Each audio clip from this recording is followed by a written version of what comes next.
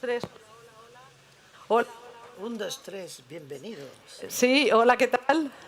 1, 2, 3, responde otra vez. Estamos. ¿Tenemos eco o no? No.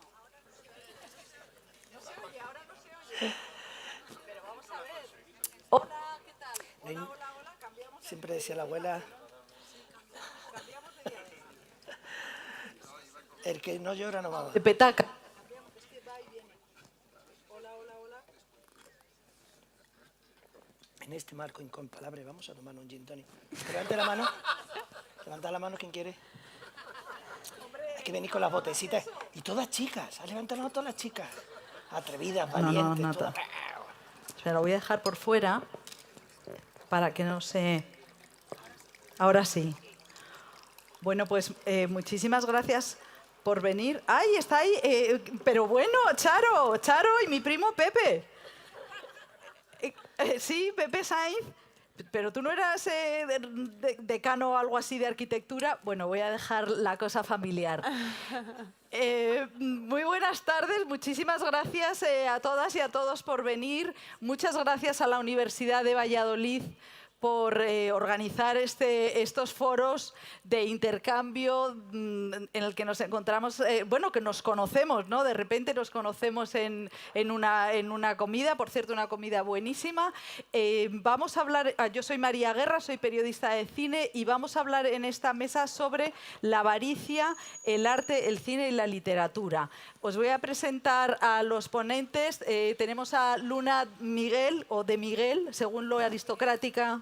¿Qué tal? Bueno, Luna es, ya tenéis directamente que ir a comprar su obra, es editora, poetisa, ensayista. Entre el último ensayo que yo he leído es Leer mata, el poemario Un amor español. Es performer, ha hecho, yo te he visto 48 horas leyendo. En fin, y luego es totalmente siglo XXI, es una potencia en YouTube. Está también, hola, y gracias por venir. Eugenia Tenenbaum, que es una académica muy joven, es una historiadora del arte que tiene un libro que se titula La mirada inquieta. Es un repaso a la historia del arte desde la perspectiva de género. Os podéis imaginar los garrotazos que ha recibido la historia del arte desde el principio hasta ahora, y su último libro se titula Las mujeres de Picasso. Y por último tenemos a el cineasta... que no ha escrito ningún libro. No ha escrito ningún libro, pero tiene una obra inmensa, Solas, que tuvo dos Goya, ¿no? Cuatro, dirección Nobel. Cinco. O sea, dirección Nobel, guión y luego los actores. Guión, Nobel y María, 3 actores. Y 3 actores. Intemperie, también mejor guión, La voz dormida. No acuerdo. Pero bueno, y el salto, hay que situar que este es un señor con mayúsculas que desde luego la avaricia no está en el objetivo de su mirada, y su último largometraje se titula El salto, que veremos cuándo. Pues yo espero que ahora en otoño o principio, ahora estamos terminando la peli todavía, pero vamos, sí, ya para los próximos meses, una peli sobre la tragedia del Salto de la Valla de Melilla, no sobre lo que ocurrió, sino el Salto de la Valla de Melilla, que vuelve todos los días a recontarnos lo que está pasando todos los días, la cantidad de gente, hombres, niños, mujeres que están muriendo en el Mediterráneo. Así que, en fin, una cosita para reírse un poco. No, bueno, es la otra cara de la avaricia. A mí me gustaría que empezáramos, claro, esta mesa redonda es imposible. vosotros nos llamáis para que la hagamos, es imposible, es gigante, pero yo tengo la sensación de que en el 2023 la avaricia, tanto en el arte bueno, como en la política, ha salido del armario. Y lo dijo Oliver Stone en el 86, ¿no? En Wall Street, greed is good, la avaricia es buena, aquello se miraba como con una cierta extrañeza, pero ahora está para quedarse. Y vosotras sois, bueno, sois dos pilares del feminismo. También el patriarcado forma parte de la avaricia. No sé, ¿cómo veis el panorama de la avaricia hoy en el 23? ¿Cómo os habéis amanecido vosotras a la avaricia en este siglo? Luna. Me encanta lo del panorama de la avaricia, ¿no? El Como si fuera el último cartel del Primavera Sound, ¿no? Avaricia Sound o algo así. Esto es el Avaricia Sound. Totalmente, totalmente. Es que es muy complejo, después sobre todo de haber escuchado a médicas y filósofos debatiendo sobre los grandes conceptos, los grandes conceptos alrededor de la avaricia. A mí se me haría muy difícil definir algo más, ¿no? Porque creo que ya está, en este contexto ya está absolutamente definido. Pero sí que es verdad que yo me considero una defensora de la avaricia y una defensora de los pecados en general. Siempre me acuerdo, pensando en otras amigas, influencers, feministas, me acuerdo de Amarna Miller intentando en un vídeo definir los celos, y ella decía que los celos son buenos y son necesarios porque nos ayudan a poner límites de qué es lo que queremos y qué es lo que no, qué es lo que nos duele y qué es lo que no, qué es lo que quizá no sabemos por qué nos duele y por qué sí, o me parece que los pecados son interesantes y son buenos y los seguimos utilizando, aunque aunque parezcan de otra época y parezcan de otra manera de pensar, pero creo que seguimos hablando de ellos precisamente porque nos ayudan a marcar nuestras propias líneas rojas. Y cuando nos descubrimos como celosas, como avariciosas, como lujuriosas, como ¿cómo se dice? Enguladoras, no sé. Cuando descubrimos que esos pecados están en nosotras, creo que podemos también buscar equilibrar la balanza de alguna manera. Entonces yo sí soy una avariciosa, sobre todo de los libros. Los compro compulsivamente, quiero tenerlos todos. Quiero tener la mejor biblioteca de entre todas las personas que conozco, quiero habérmelos leído todos, quiero citarlos todos, soy una lectora profundamente avariciosa, pero para intentar contrarrestar eso también quiero difundir algunas ideas, corrientes, versos, metáforas que creo que son útiles y que nos pueden ayudar también a equilibrar otros grandes pecados que nos corroen. Y eso es lo que pienso de la avaricia. A ver, Eugenia. Vamos por partes, vamos poco a poco. Lo que ha dicho Luna me ha hecho pensar en varias cosas, también sobre todo en pues, algunas de las mesas redondas que tuvieron lugar esta mañana y también ayer por la tarde, que creo que quizás uno de los problemas que plantean estos encuentros es un problema, por así decirlo, conceptual o terminológico, que es un poco delimitar y contextualizar qué es la avaricia y cuáles son los límites de la avaricia. Yo me considero una gran amiga del contexto, para mí siempre estudio como lo concreto, pero me interesa sobre todo el contexto en el que se inserta cualquier cosa. ¿Conseguiré salir de aquí con vida? No lo sabemos, hagan sus apuestas. Una castaña. Entonces, ¿cómo explicarlo? Creo que la avaricia no se puede ni se debe entender solo, por ejemplo, como una cuestión que tenga que ver con la riqueza o con la economía, y al mismo tiempo también creo que tiene que ver con otros conceptos como puede ser, por ejemplo, la ambición, que muchas veces se confunde, el egoísmo, la egolatría, y luego también algo que hablábamos antes es cómo nos podemos acercar a la avaricia o a los pecados capitales o a la noción de pecadora y pecador desde la perspectiva de género. Es decir, cuáles han sido los castigos que han recibido las mujeres en tanto en cuanto pecadoras y cuáles han sido los castigos que han recibido los hombres en tanto en cuanto pecadores. Por eso también entiendo esa reivindicación de decir, yo me confieso pecadora, porque creo que las implicaciones políticas e históricas que tiene que una mujer diga yo soy pecadora y estos son mis pecados, pues eso, tiene unas implicaciones muy profundas. A mí, como historiadora del arte, en concreto en este espacio, me interesa explorar de nuevo la avaricia, no solo como una noción que tenga que ver con lo económico o con la riqueza, sino que también tiene implicaciones morales e implicaciones éticas. A lo largo de la historia del arte, la avaricia se ha utilizado, pues, por ejemplo, para difundir el antisemitismo, porque vemos que en el románico, sobre todo a partir del románico, en la Baja Edad Media, la figura del avaro se confundía también con la del usurero, pero era un hombre que era judío y que era reflejado como una persona fea, encorvada, con una nariz aguileña. Y luego es curioso porque a partir de la Edad Moderna se reconfigura de alguna manera esta iconografía y entonces ya no estamos hablando del avaro, estamos hablando de la vieja usurera, de una mujer que es anciana, que también es sumamente fea, que tiene una nariz aguileña, que va vestida con harapos, y esto al mismo tiempo me lleva a concebir la avaricia también como una cuestión de clase.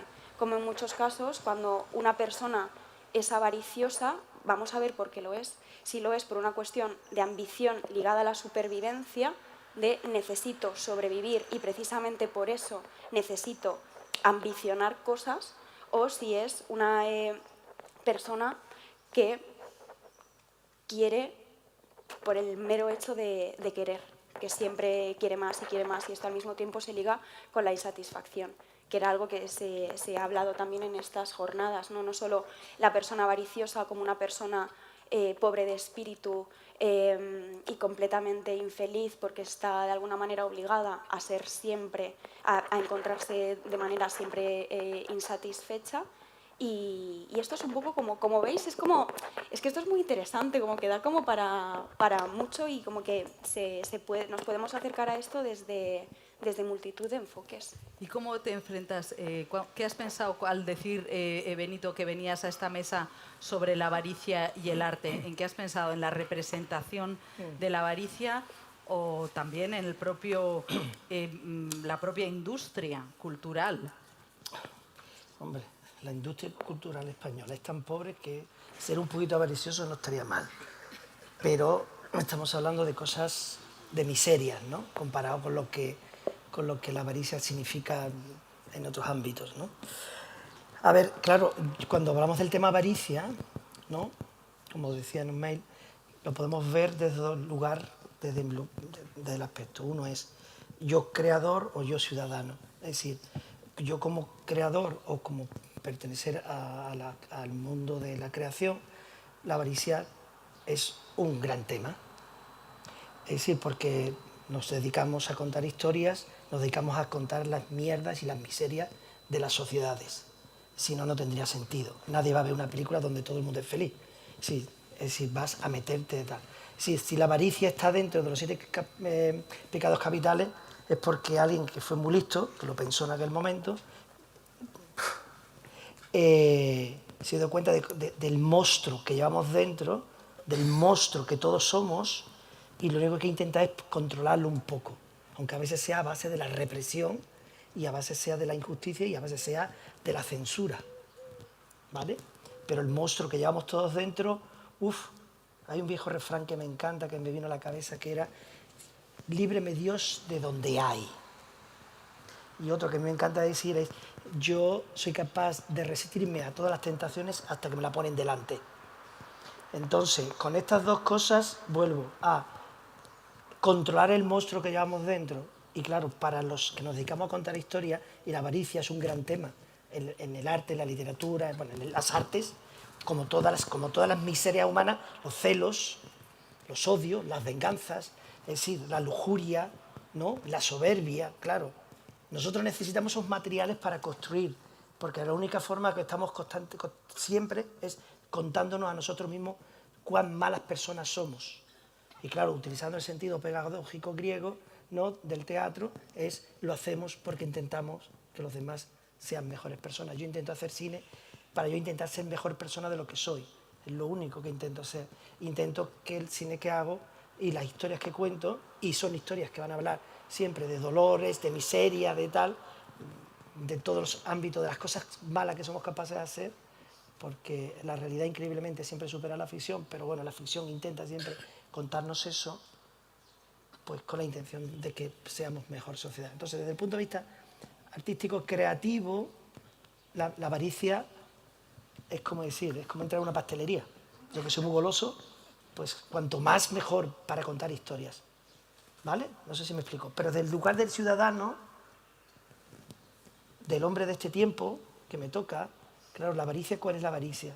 En el arte y la cultura española, si hacemos películas con lo que podemos, terminamos haciendo películas trabajando más de lo que tenemos, de lo que cobramos, el entusiasmo, la fe, la ilusión que ponen los actores, el equipo, todos para hacer una película más de lo que cobramos, aunque muchas veces salen por ahí los subvencionados, los no sé qué.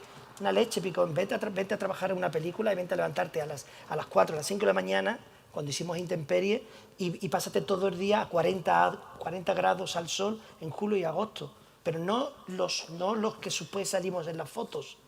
Pero antes, horas antes ya estaban los técnicos, el equipo, el chofer que te trae y que te lleva, el del catering. Es decir, hay montones de familias comiendo, viviendo del mundo de la cultura, ¿no? Por eso, ¿os acordáis cuando nos enfadamos tanto la gente de la cultura, cuando el estúpido del ministro en pandemia dijo que para cultura nada, un mojón para él? ¿Cómo que para nada? Y todas las familias que estábamos viviendo de la cultura, y toda la gente que vivía y tenía que pagar.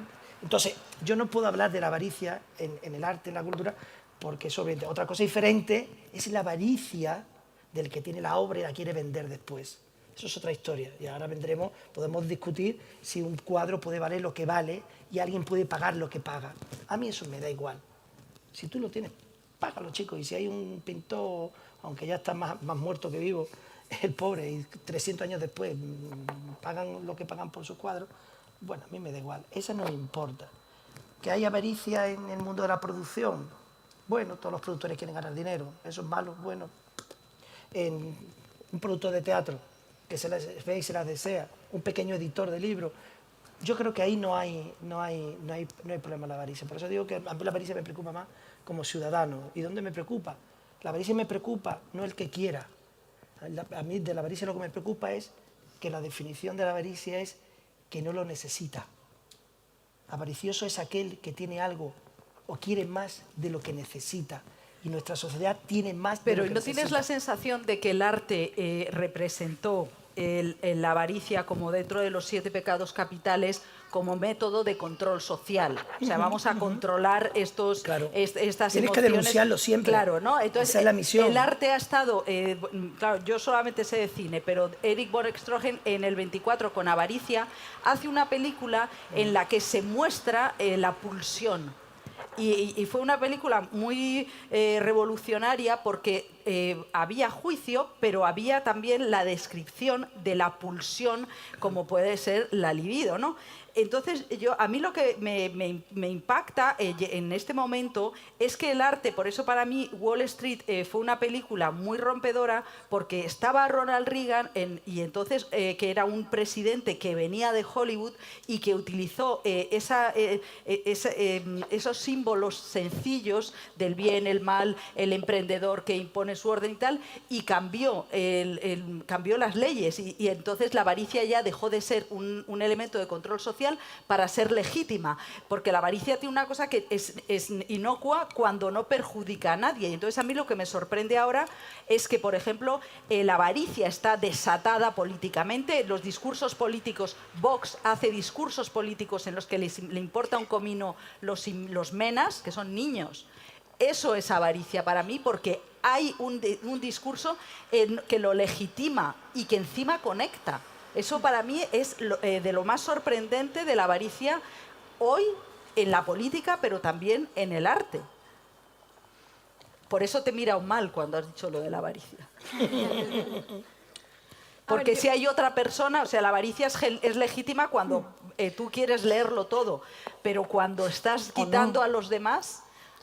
A ver, yo podría darle mejor comida y educación a mi hijo si no comprara tantos libros también, ¿no? O quiero decir que uno siempre cuando es cuando está viciado algo, porque al final la avaricia es vicio, y yo creo que todos los pecados de los que estamos hablando están tremendamente... Todo pecado es ser avaricioso de algo, ser avaricioso en lo sexual, ser avaricioso en lo económico, ser avaricioso en la alimentación, ser avaricioso incluso en el deseo de ser deseado, ¿no? Entonces es interesante la palabra avaricia porque bueno, determina todos esos pecados, ¿no? Y por eso yo concuerdo bastante con Eugenia en esa cosa de ver también a quién le dejamos pecar. Y que esto conecta con lo que tú has dicho, ¿no? ¿A quién le dejamos ser avaricioso? ¿A quién le dejamos ser lujurioso? ¿A quién le dejamos hablar de sexo? ¿A quién le dejamos hablar de dinero? ¿A quién le dejamos querer mejorar? Y ahí está pues, todo lo que tú has dicho, ¿no? Que estamos en un momento en el que nos repugna el éxito ajeno, nos repugna la felicidad ajena, nos repugna el deseo ajeno, porque no entendemos que haya otras personas que puedan ser felices. Y por eso yo quiero reivindicar la felicidad que me produce ser avariciosa en un terreno muy determinado y muy pequeño, que es el de comprar libros. Luna, yo creo que, perdón, sí, que te corté. Yo creo que tendríamos que partir de una definición un poquito más clara del tema avaricia, porque nada que tú me estás hablando es peccata minuta, en el sentido de que tú le quites, que tú compres un libro y a mí le puedas dar algo más a tu hijo. Eso no es nada, porque algo sí le estás dando. Ya le estás dando un gran ejemplo de ser una mujer culta, preparada, formada, que tiene ansiedad. Eso, a ver, yo estoy convencido que los creadores, los artistas, además, lo tengo clarísimo, no conozcáis a ningún creador a que admiréis, porque todos van a defraudar, porque todos, además es lógico, es decir, yo quiero que mi obra sea más grande que yo. Yo soy un mindungui comparado con mi obra. Ojalá mi obra sea más grande que yo. El día que yo intente ser más grande que mi obra, entonces seré ya un mindungui intelectual y un mindungui creativo.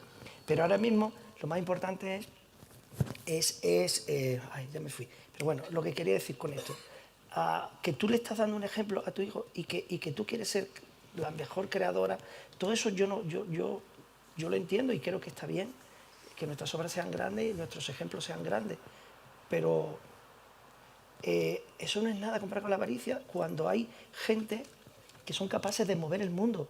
Es decir, el poder está en los grandes centros de administración de las grandes corporaciones. Los CEOs y los grandes consejos de administración tienen el poder del mundo.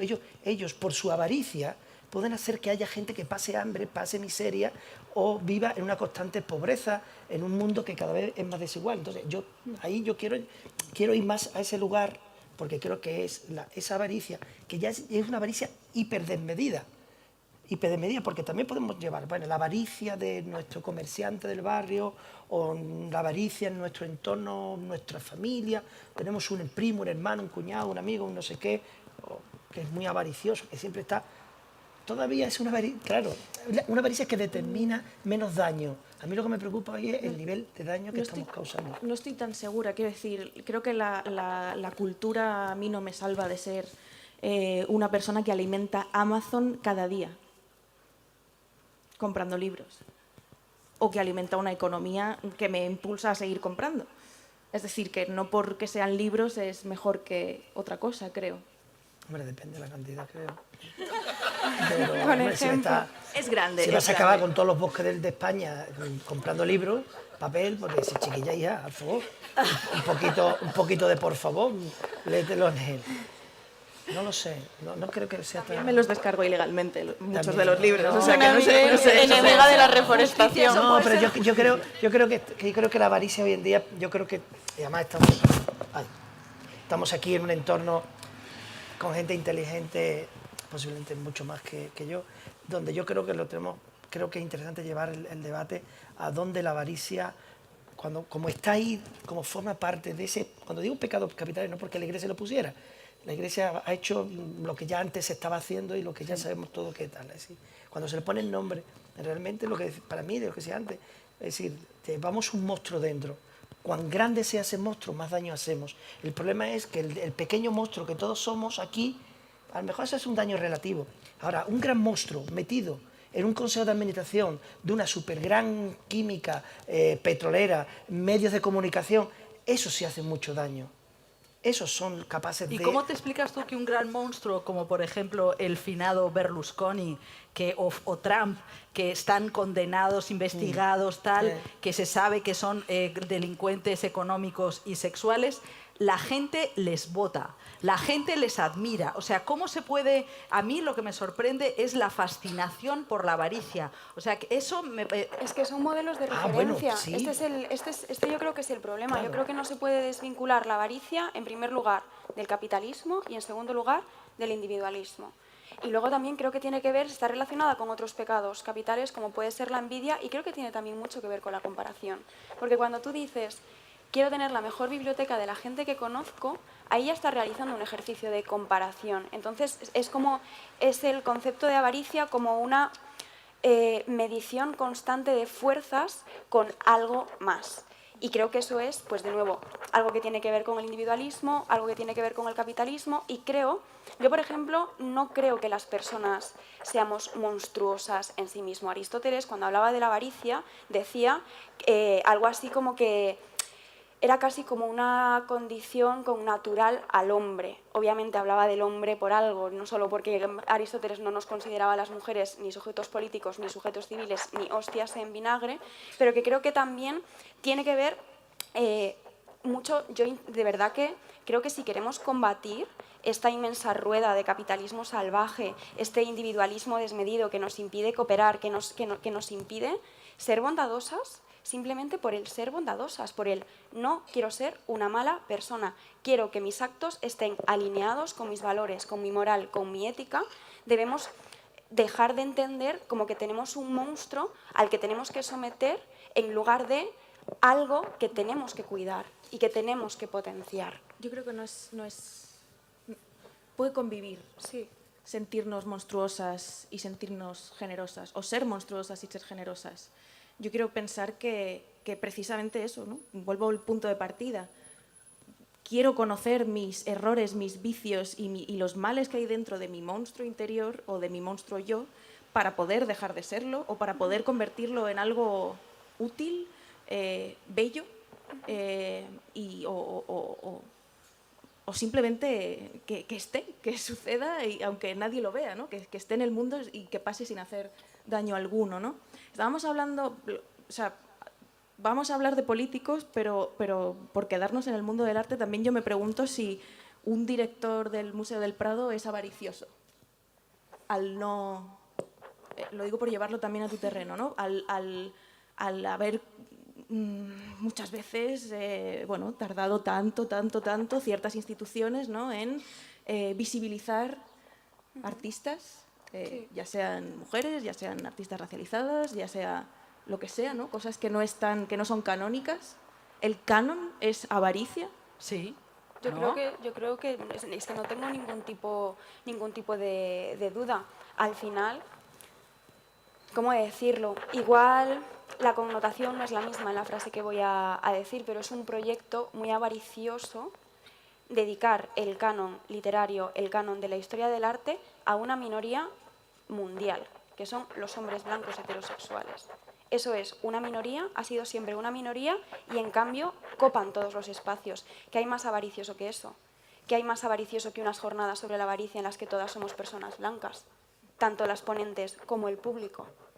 Al final la avaricia también va mucho de los sistemas de opresión y de perpetuar los sistemas de poder. De nuevo, la envidia, la comparación y el individualismo. El yo voy a asegurar mi nicho de poder, pero no por seguridad, por la avaricia de no quiero que nadie me lo quite. Voy a ir contra ti, porque solo puedo ir a favor de mí si voy contra ti. Y esto es sumamente peligroso. Y ese núcleo de hombres blancos, que hoy nos hemos colado aquí 3 mujeres, ¿cómo nos dejan hablar para disimular? Hay algunos que nos dejan hablar para disimular, hay otros que directamente nos quieren echar. Y hay mucha gente que lo apoya y lo legitima. Yo creo que ese es el momento horrible que vivimos y, por ejemplo, en el cine, en el arte yo veo, o en la comedia ya no tiene... La comedia es totalmente cínica. O sea, ¿qué significa ese cinismo de la comedia en el que cada vez que aparece una reflexión ética dicen que la ética está sobrevalorada? ¿Qué significa en este momento que todo esté lleno de humoristas que no han visto la película ni se han leído el libro del que entrevistan y son tótems? O el tío este, ¿cómo se llama? Ibai Llanos, que es un tótem por ser un ignorante total. ¿Qué está pasando? ¿Esto es fruto de la avaricia de esos hombres blancos que no quieren que la gente sea inteligente y esté formada? O sea, a mí me parece que vivimos un momento tenebroso, porque yo sí que veo a los avariciosos con barriga y con el dólar en los ojos. Benito. ¿Cuándo vas a hacer la comedia cínica protagonizada por Leo Harlem? Yo no estaba en esa película, María, ¿yo qué te voy a contar? Leo Harlem, yo no estaba allí. Broncano, Ibai Llanos. Pregúntaselo al director y al creador de eso, porque no lo sé, no es como querer hablar de lo que hacen otra gente. No lo sé. Es decir, ¿Tú no te sientes solo en un panorama cinematográfico en el que lo que se valora es el taquillazo de la comedia, sí, de la comedia tonta? Sí, a ver, eso no es un problema de ahora. Yo creo que en general todos los artistas, creo que una gran parte, no voy a decir todo porque sería también una estupidez, cuando hacen algo quieren que su obra la vea la mayor cantidad de gente posible. Sea Leonardo da Vinci, sea Miguel Ángel o sea Alejandro Sanz componiendo. A todos nos encanta, a mí me encanta Alejandro Sanz y yo de puta madre y me puedo pasar una noche entera escuchándolo y bailando. Y ya hasta Rafael Acarrá, también la bailo. Es decir, todos lo que hacemos queremos que nos lo valoren lo máximo. El problema, vuelvo a insistir, para mí el tema para centrarlo es cuando alguien quiere más de lo que necesita. Ese para mí es el problema, porque eso está provocando un desgaste. Provoca un desgaste emocional, porque la avaricia y el deseo del que no puede conseguirlo. ¿Cuánta gente no puede conseguir lo que quiere conseguir y qué hace? Romper, robar o sufrir. Entonces tiene que ver con lo que estamos hablando también en parte, lo que estáis hablando vosotras, ¿no? Lo que estamos hablando aquí. Cuando se desea más de lo que se tiene, ¿me entiendes? Puedes provocar un daño tremendo si no lo tienes, o un daño tremendo para conseguirlo. Y solo se puede acumular obras de arte o acumular muchas cosas absurdas, hasta incluso para colocarla en el cuarto de baño de tu casa, solo porque lo tienes. Y porque ya no sabes, ya estás tan aburrido, porque tienes tanto que ya quieres tener hasta lo del otro, y ya quieres absorber la otra empresa. Yo creo, así, igual es muy estupidez y una simpleza lo que digo, pero es que hay muchísima gente y un grupo muy reducido, como tú decías, ¿no?, que tenemos mucho y otra gente que no tiene nada. Y tenemos en exceso. Tengo más ropa de la que me pongo, como más de lo que debo, y todo eso me hace insano, no me hace bien. Pero ese discurso no es masivamente seguido, no es popular, claro, ahora mismo. Claro, no, popular no va a ser, porque entre otras cosas, yo me acuerdo, yo también hago publi, ¿no?, porque tengo que ganar dinero para comer también. Y la publi es el ensalzar y el que incitarte a comprar. Es decir, todo lo que estoy diciendo es una auténtica contradicción ideológica con lo que estoy planteando aquí, pero no soy perfecto. Así intento serlo, pero no soy. Entonces, cuando se habla de hacer anuncios aspiracionales. Es decir, cuando yo voy a hacer un anuncio de publicidad y voy a reflejar una casa de alguien que dice, sí, es clase trabajadora, pero no lo pongas como la casa de la clase trabajadora porque es fea. Póngalo un poquito aspiracional. Siempre pretendemos ser algo más de lo que somos, siempre queremos más de lo que queremos y forma parte de la esencia, quizá del desarrollo. Quizá el hecho de saber qué hay detrás de aquella montaña llevó a una tribu a ir, viajar y moverse. Quizá el hecho de saber que hay más detrás de aquel horizonte o qué o por qué. Es decir, querer saber, pero claro, todo eso querer saber mueve cosas, pero mueve cosas para todos. A mí la avaricia no me importa y es imposible porque sería una contradicción. Si yo soy un avaro, para darlo entonces no sería un avaro, sería otra cosa, ¿no? Obviamente que sí.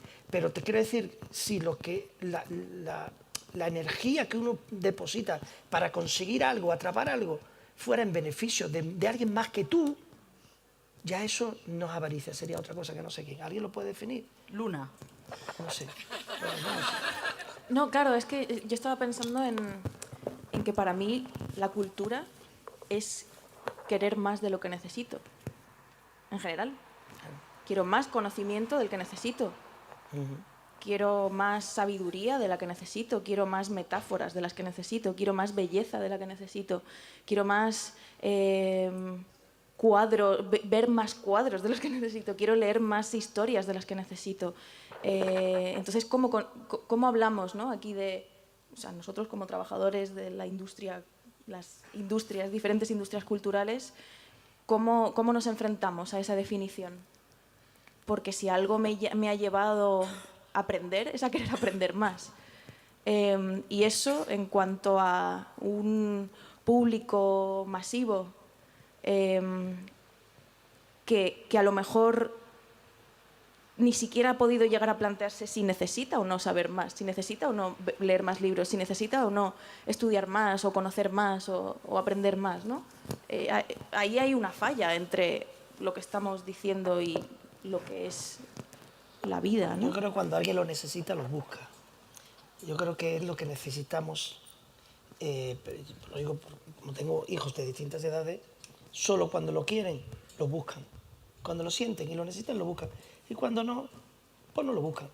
Yo creo que lo que pasa es que todo lo que tú buscas, igual vas un día y llega y dices también estas cosas, solo sé que no sé nada. Te vas a morir diciendo, después de haber acumulado tanta sabiduría, solo sé que no sé nada. Sí, sabes, claro que sabes, y llegará un momento, obviamente que serás una persona y una mujer cada vez más formada, más preparada, porque la experiencia, la vida te lo da. Ahora que estamos otra vez en el culto de la juventud, no sé qué, no sé cuánto.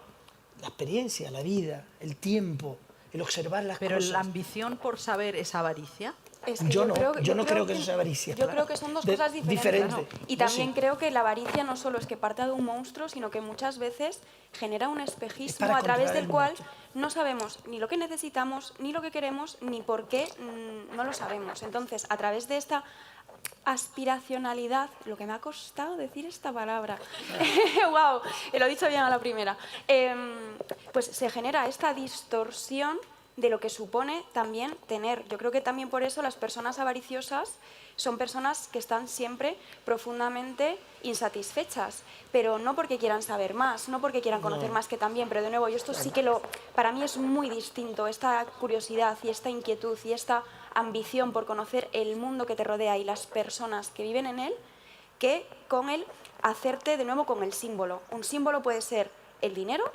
que puede ser una persona avariciosa, puede ser avariciosa porque de repente es como de nuevo la vieja usurera, que es una señora que está vestida con harapos y que tiene una bolsa con monedas y no sabemos si va con harapos porque pertenece al tercer estamento, porque no tiene literalmente dónde caerse muerta, o porque le da tanta importancia al símbolo, que en este caso son las monedas de oro, que no va a invertirlo para comprarse ropa, porque es esa idolatría al símbolo. Pero luego a veces ese símbolo monetario se traslada a otra cosa más, como pueden ser, por ejemplo, las obras de arte. Esta acumulación por acumulación, y no es acumulación porque a ti te encante, yo qué sé, Jenny Holzer o cualquier artista, no, es porque te va a hacer sentir moralmente, económicamente o individualmente superior, que cuando tú invites a alguien a casa le puedas decir, aquí están todas estas obras y he tenido el dinero y el estatus suficiente como para meterlas en mi casa. Y creo que en el cine y también en la literatura, por suerte, a día de hoy, las redes sociales nos permiten, al menos a mí me han permitido, llevar a cabo un despertar, pero tanto anticapitalista, feminista y antirracista, tan brutal, que al final yo sí que me rodeo de personas que cuando ven una serie de dos veinteañeras que viven en Madrid en un piso de 180 metros cuadrados, dicen, esto es mentira, porque estamos todas viviendo en condiciones que hace 20 años nadie se las plantearía y no nos sentimos identificadas porque sabemos que esa no es la realidad de la mayor parte de gente de 20 años, ni que vive en Madrid, ni que vive en España.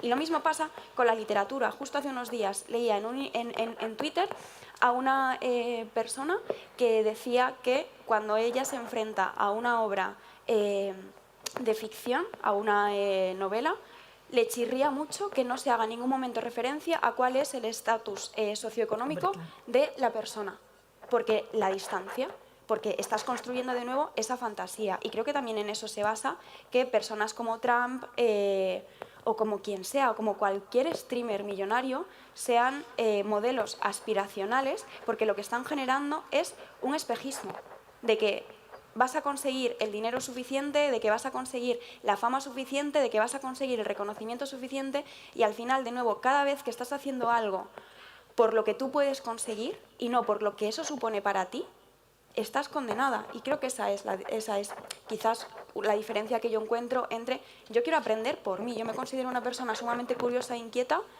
por mí misma, porque me apetece, no hay mayor finalidad que esa, no es ni para compararme con nadie, ni para sentirme... no, entonces, pues bueno, son como cosas que me van surgiendo y ya me callo, que llevo hablando mucho tiempo.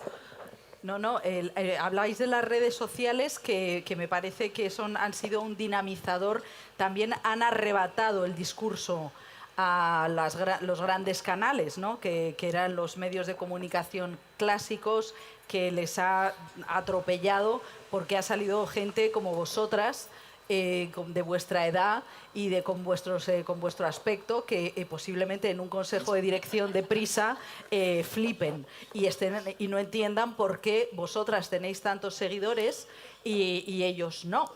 Entonces, me parece que me gusta mucho, me gustáis mucho lo que queréis decir, vuestro símbolo, ¿no? No sé si os sentís simbólicamente como unas hadas distorsionadoras del capitalismo patriarcal, que a mí me encanta.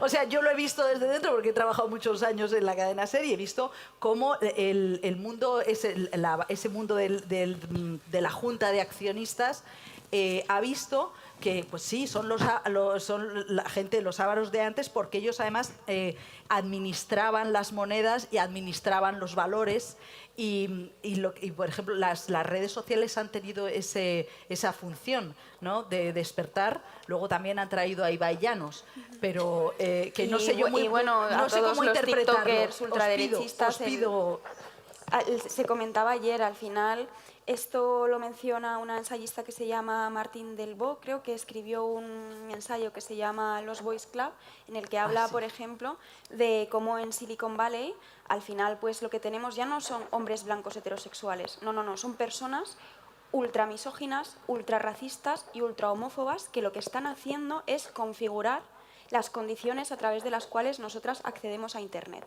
Y entonces al final eso se traduce en determinados sesgos. TikTok, por ejemplo, es una red social sumamente gordófoba, sumamente racista, sumamente misógina, en la que el propio algoritmo, lo comentaban ayer en la mesa de los medios de comunicación, pues al final lo que está premiando y lo que está viralizando son, pues de alguna manera, ideologías y formas de pensar ya no reaccionarias y conservadoras, sino sumamente violentas, agresivas y contrarias a los derechos humanos. Pero sí que es cierto, de nuevo, era un poco lo que hablábamos al principio, quizás siempre intentamos como polarizar demasiado, como irnos a un extremo o al otro, cuando en realidad lo suyo es contemplar todos los matices. Dos cosas que a priori parecen contrarias pueden ser ciertas al mismo tiempo. Es cierto que los algoritmos y las redes sociales funcionan así, pero también es cierto que quizás a personas como a mí nos han dado una capacidad de agencia y una libertad de agencia que antes no teníamos. En la mesa de ayer, no recuerdo quiénes de las profesionales lo mencionaban, decían algo así como, ¿cómo era? Que se me acaba de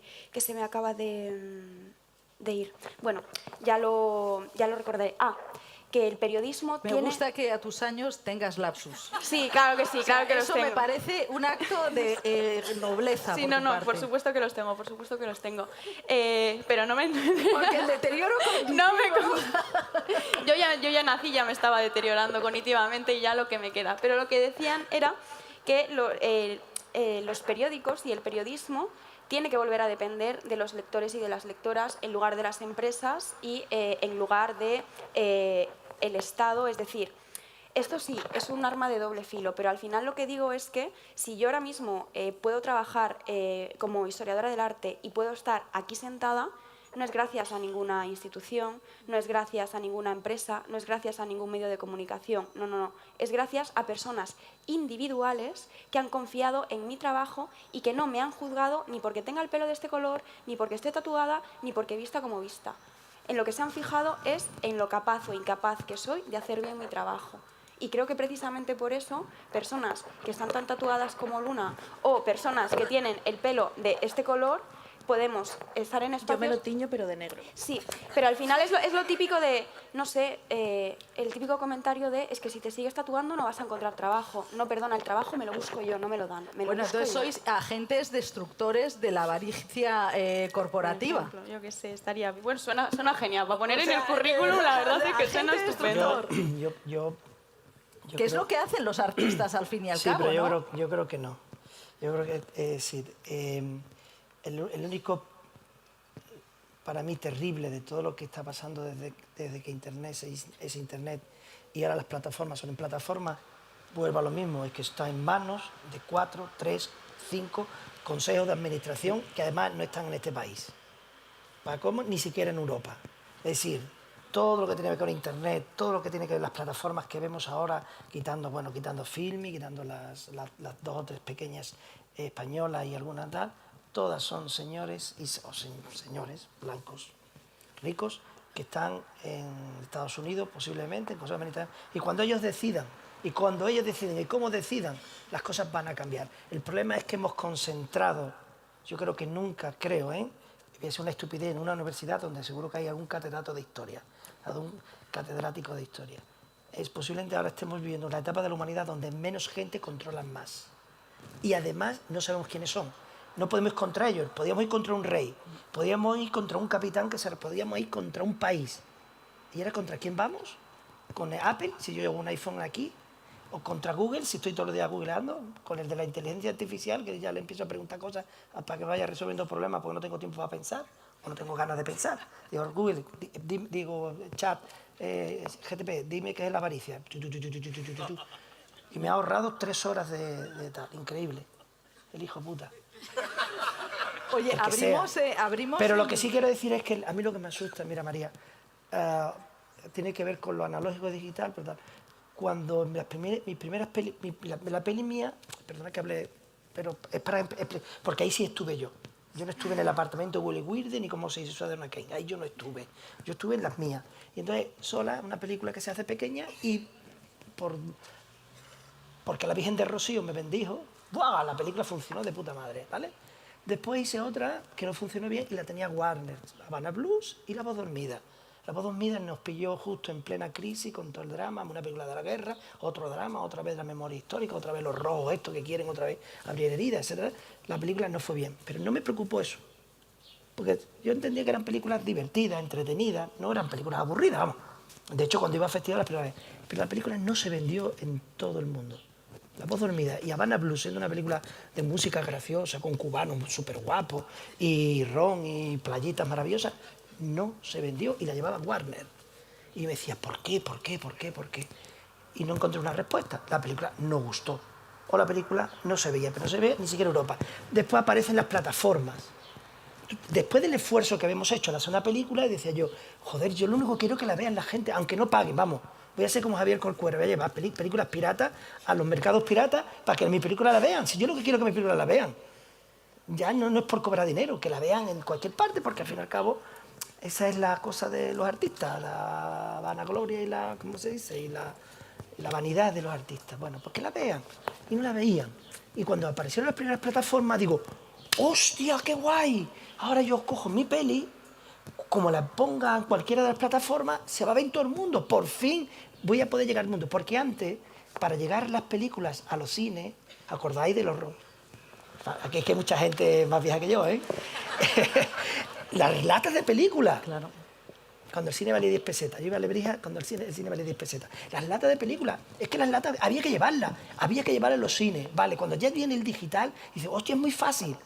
El primero que lo dijo, y trabajaba yo en Canal Sur de cámara, fíjate tú, antes del 92, dice, cuando llega la alta definición, dijo un tipo, cuando se estrene el Terminator 3, en aquel momento iba por el Terminator 1, por el Terminator, ahora ya por el no sé cuánto, pero en aquella época, en el año 91, se va a ver en todo el mundo una peli. Y yo decía, hostias, era cámara de Canal Sur, pero digo, y volví a lo mismo.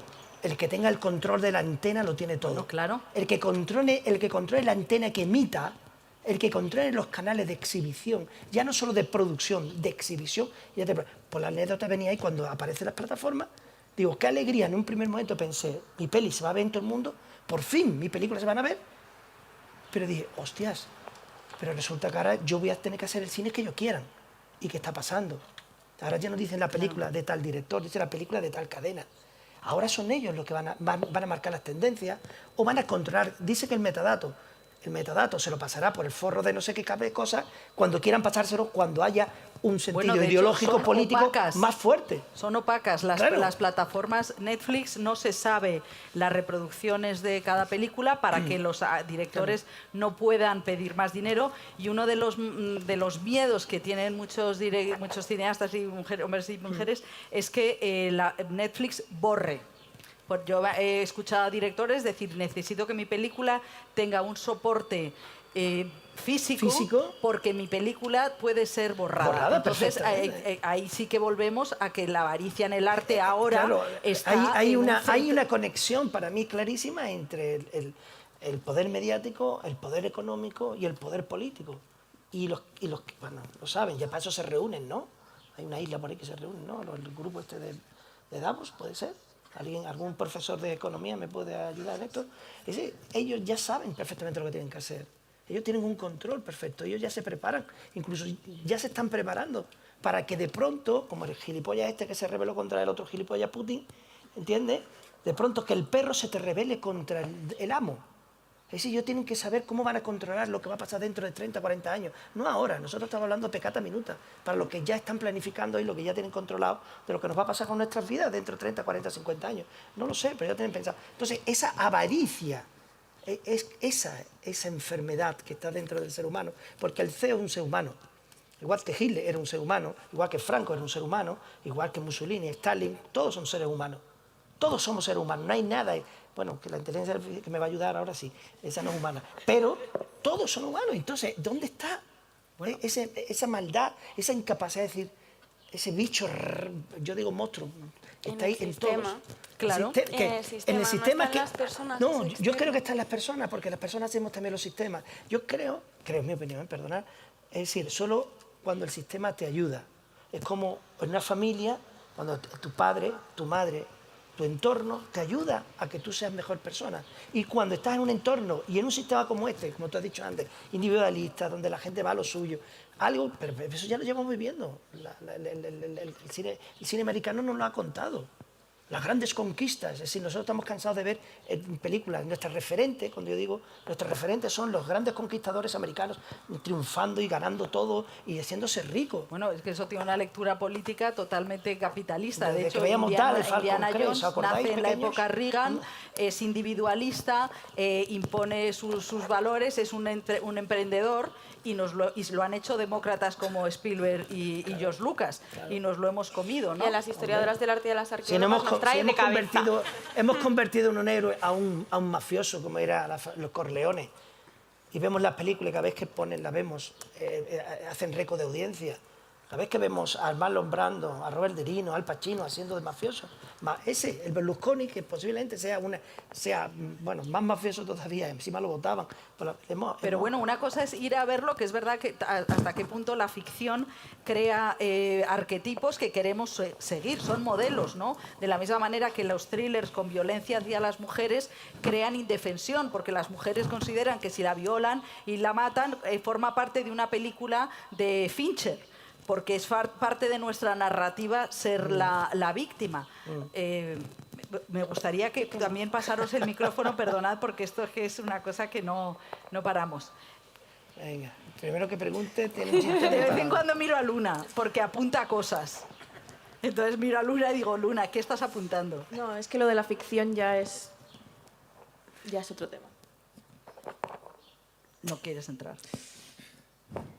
Es que por eso yo creo que el quién tiene acceso a la cultura y si es una necesidad o no, que yo creo que sí que lo es, y muy, muy, muy, muy, muy necesaria, también nos permite poder hacer esas lecturas de la ficción.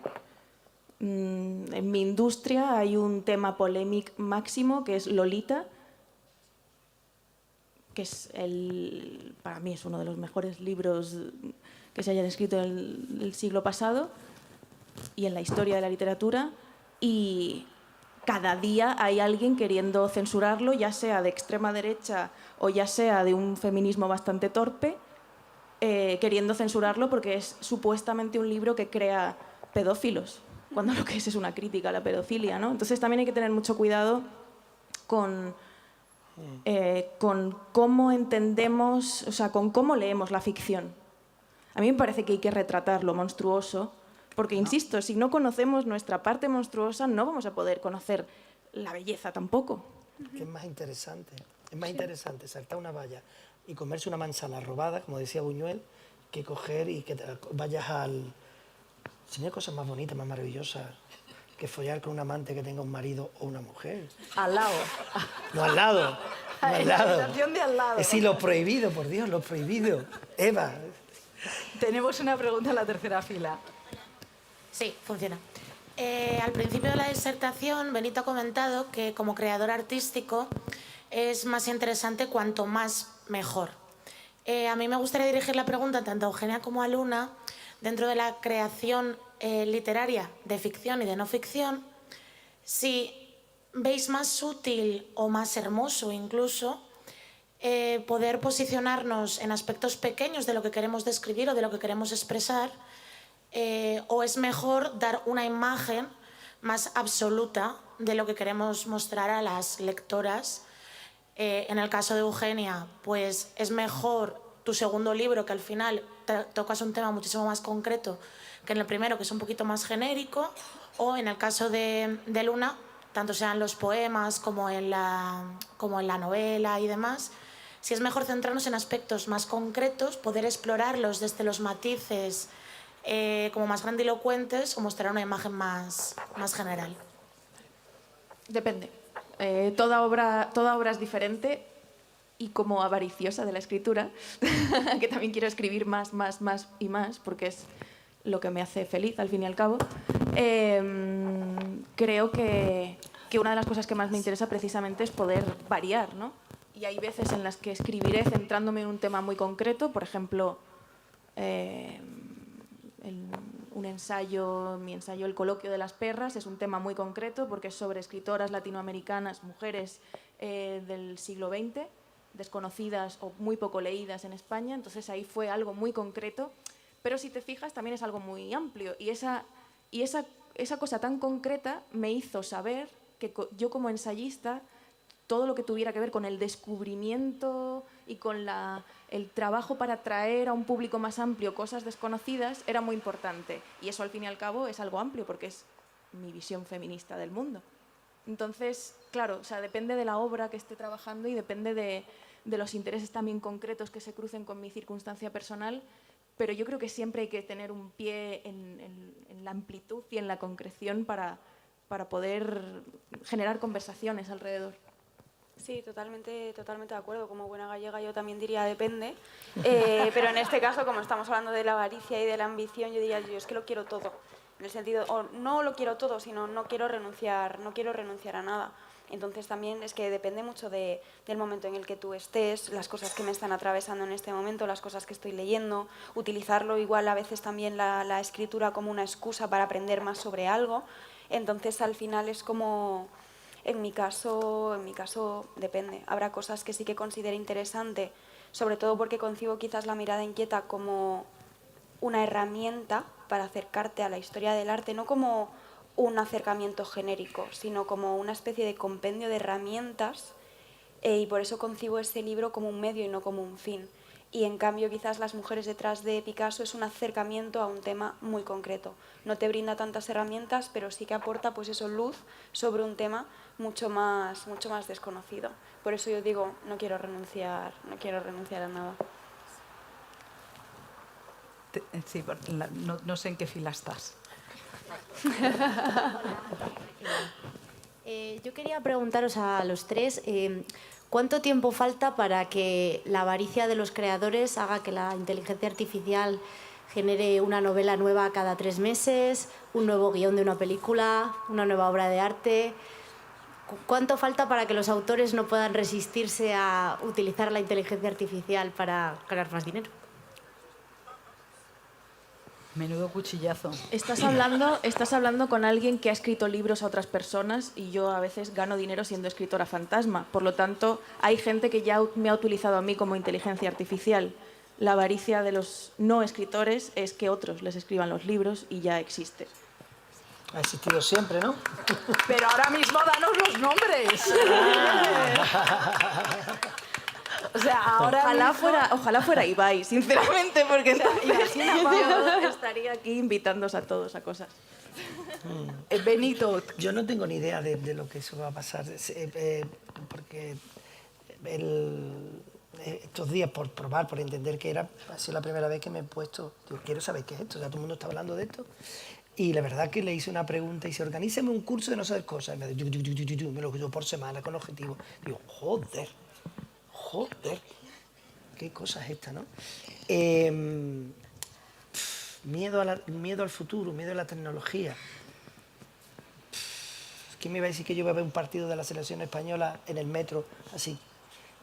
Cuando yo iba al cine y valía 10 pesetas y no teníamos, y hasta que, como éramos muy pobres, vimos la primera televisión que le ponemos papeles de colores, a ver si se veía de colores.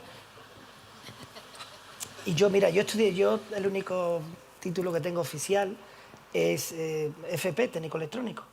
El único diploma firmado por don Juan Carlos I, el Mataelefante, es el FP. Y nosotros cuando estudiamos tecnología y íbamos al taller, estudiamos las válvulas, ¿acordáis? Familia, los míos, las válvulas de los televisores. Cuando venían los televisores por detrás serían las válvulas, que eran preciosas porque eran como muy increíbles. Ellos estudiaban tecnología, pero ya llegaron los primeros circuitos integrados. Y entonces mi profesor de tecnología decía, mira, ¿tú ves esta plaquita con todos estos cangrejitos aquí pegados? Esto, hace así, pum, va a haber televisores, cada vez que pone esta placa va a cambiarla y ya está. Y yo, entonces, pues, ¿para qué estoy aprendiendo yo las putas válvulas si esto no va a haber? Así. Eso cuando yo tenía 15, 16 años, en un internado que se llama Ciudad Juvenil. Francisco Franco ya se lo habían quitado. Y yo decía, Dios mío, ¿esto cómo va a ser? Pues así es. ¿Y ahora? Y ahora lo que somos capaces de hacer y lo que se está haciendo con las tecnologías, para bien o para mal, yo no lo sé. Yo no sé si esto va a ser bueno o malo. Yo sigo diciendo y sigo preguntando que la avaricia de los que tienen el control de todos esos medios, industrias, fábricas y tal, esa es la que me preocupa. No me preocupa que sean un poco avariciosos. Lo que me preocupa es que sean tan avariciosos que se olviden que hay seres humanos, que este planeta está habitado por seres humanos y por una inmensa naturaleza que tenemos que proteger y cuidar. Eso es lo único que me preocupa. Que tú quieres tener más dinero, que tener 3 coches, 4 casas. Perdona, que eso no te hace feliz. No lo va a hacer feliz que tengas 5 casas, ni que se coja una nave espacial y te tome una botella de champán en el espacio. Por Dios, ¿habrá más avaricia que eso? O en un submarino. O en un submarino. Ahí es a donde te lleva la avaricia, Exacto. sinceramente. Yo creo que Al ¿para qué vas a querer ir ahí? Al absurdo de morir por intentar qué. A mí no me importa que eso, pero si lo que tú estás haciendo impide que muchísima gente viva un poco decentemente, que todo el mundo tenga, como buen cristiano que soy, que todo el mundo tenga, cristiano porque he hecho la comunión, fui nazareno en la de esto y además y me bautizaron, ¿me entendéis? Yo digo, yo solo quiero para ti, para otro, lo mínimo que yo tenga, ni más ni menos. Pero no quiero que tengan menos. Lo que pasa es que también es una barbaridad, porque no sé cuánto puede aguantar el planeta al ritmo que vamos, con este nivel de consumo, y etcétera. Pero eso es otro discurso, a lo mejor digo otro discurso, ¿verdad? Igual es otro debate. No sé dónde nos va a llevar la inteligencia artificial. Yo intento ser inteligente y ya está. Tenemos el micrófono por aquí. Tenemos 5 minutos. Hola. ¿Alguien quiere hablar? Sí. Sí, bueno, quería hacer una pregunta, porque bueno, se ha estado hablando del tema de la avaricia así como muy ampliamente y quería hacer una reflexión sobre qué es lo que hace a la avaricia punible, ¿no? Porque para mí personalmente me parece que lo que hace a la avaricia punible es cuando ese no sé, gusto por acumular y sin más, lo que hace es limitar el acceso a un bien al resto, ¿no? Porque, bueno, lo que comentaba Luna, al final que tú quieras leer o saber, etcétera, no es un factor limitante para otras personas para acceder a ese mismo conocimiento, ¿no? Luego también quería plantear cómo valoráis, por ejemplo, el tema de los dibujos animados, que igual es algo muy básico, pero creo que en gran parte ayudan a que todos construyamos desde pequeños nuestro concepto de lo que es bueno o malo. Y bueno, a mí es que me ha venido muy rápidamente a la cabeza el personaje del tío Gilito, ¿no? Pues bueno, como personaje avaro por excelencia. Y ya para terminar, si me permitís, ¿cómo veis el tema del micromecenazgo de cara a luchar contra este monopolio, ¿no? que estáis comentando de unas pocas personas que puedan controlar los medios de comunicación y bueno, la producción en general? Y solo tenemos 5 minutos. A ver, la animación. Voy sí, como a relacionar lo de la animación con lo que dijiste tú de lo importante que es acercarse a determinadas obras con las herramientas y con la crítica suficiente. Además es que esto, no me voy a meter en lo de Lolita, pero es que el propio Nabokov lo dijo en su momento. Es un poco como este intento de censura de películas de Disney que reproducen estereotipos racistas o estereotipos misóginos. Vamos a sustituir eso por el iniciar conversaciones sobre cómo han cambiado las cosas y sobre todo qué tipo de coordenadas morales y éticas antes estaban normalizadas y ahora, pues gracias a las diosas, no lo están tanto. Respecto a lo del micromecenazgo, pues a mí sinceramente tengo sentimientos encontrados porque, por un lado, me da rabia pedir a gente que está en una situación tan precaria como yo que me saque a mí de la situación precaria en la que estoy, pero luego también casi a veces lo entiendo como una especie de solidaridad de clase, ¿no? Como quien es lo contrario a la avaricia, tipo, si yo soy una muerta de hambre que pasa un estrés económico todos los puñeteros meses para ver si voy a poder pagar el alquiler, si voy a poder pagar la cuota de autónoma, no pasa nada, porque a mí no me va a sacar de la situación en la que estoy ayudar a compañeras, a amigas, a mujeres a las que admiro profundamente, a que sigan haciendo su trabajo y ellas lo hacen conmigo. Entonces creo que esto es importante, pero a mí también pues, me produce pues, muchísimo conflicto, porque al final siento de nuevo que estamos las personas de clase trabajadora ayudándonos entre nosotras a trabajar en cultura, a trabajar en arte, a trabajar en literatura, mientras están los mismos señoros de siempre cobrando 5.000, 6.000 euros por dar una ponencia en determinado sitio, por hacer no sé qué cosa en otro lugar. Entonces pues... Bueno, es que tengo muy poco tiempo. Esto es todo lo que tengo que decir. Bueno, pero has estado bien, has dado garrotazos. Lo punible o no punible la avaricia, claro, es que la avaricia implica corrupción, de una manera indirecta, creo, ¿no? Es como cuando tú sueltas una piedrecita en un barreño de agua, ¡pum!, donde cae, pero la sonda expansiva de la avaricia, la corrupción, la mentira, la estafa, el engaño, la impunidad, yo creo que son cosas que resuenan con la avaricia, si la avaricia la coloca. Y si la avaricia te da tanto poder, lo que creo que todos los días comentamos, es decir, ¿cómo es posible que las grandes fortunas paguen menos que la gente trabajadora, los proletarios o los trabajadores, los profesionales? Es decir, ¿cómo es posible? El cine, yo gano menos dinero que posiblemente que un segundo jefe de equipo y hago una película, pero que tengo que... ¿Por qué? Porque el año que gano 100.000 euros por hacer una peli, pago el 20 y tantos % de IRPF. Lo que pasa es que después tardamos 4 o 5 años en hacer otra. Ese es mi problema. ¿Entiendes? El problema, que es parte que está dentro del Estatuto del Artista, de lo que se está ahora mismo intentando resolver, es que los creadores, creadoras de la cultura se prorrogue sus ingresos en el tiempo en el que está. ¿Por qué? Porque yo necesito ganar dinero para dentro de 3 años si consigo hacer una película. Porque en realidad, por ejemplo, en el caso de los directores, yo he tenido un promedio de 6 años entre película y película. Y yo soy poco. Hay gente que tiene una media de 7 años entre película y película. ¿Cómo se vive de eso? Entonces, nosotros pagamos muchos impuestos, toda la gente de la cultura, porque estamos muy controlados y grandes fortunas no pagan. Y consiguen, con leyes, con sus lobbies y con todo, que al final lo paguen. Eso es por la parte que tiene que... Y después con el tema de la animación, y ya que estamos haciendo constantemente referencia al momento de lucha de conseguir, sobre todo lo que tiene que ver con la lucha de género, el feminismo y tal, con la animación lo que me preocupa, yo tengo una hija de 7 años, ¿vale? Soy papi abuelo, no sé si se habéis dado cuenta. Entonces, tengo una niña de 7 años, lo cual ya llevo, desde que tenía 2, me he visto todo. todos los Bob Esponja, todas las Disney y todo. Y el otro día reflexionaba y dice, coño, estoy viendo Disney y estoy viendo Disney reproduciéndose. Ahora mismo te das cuenta que toda la animación que hay, ya hay bastante... Ay, cuando igual hombre y mujer, joder, que no sé la palabra. ¿Igualdad? No sé, igualdad no. Cuando hay con política y se Paridad. Paridad. Vale, ya hay bastante paridad en todos los... Tal. El problema es que estamos repitiendo, y sobre todo en el dibujo animado, donde las protas son chicas. Fijaros, todas las protas de Disney y de no Disney son hijas de las clases medias aristócratas que salvan al mundo. Frozen son princesa y reina y salvan al mundo. Vaiana es la hija del jefe, no es la hija de la criada del jefe.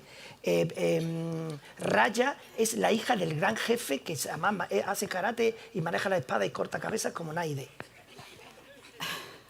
Te vas a quién más y revisamos todas las heroínas de Disney Y las todas, hijas de Tritón están delgadas todas. y todas representan a una clase social y van a salvar al mundo de tal, pero se representan una estética, unos códigos y utilizan los mismos recursos ante los problemas, resuelven los mismos problemas que los resolvían antes los caballeros y tal.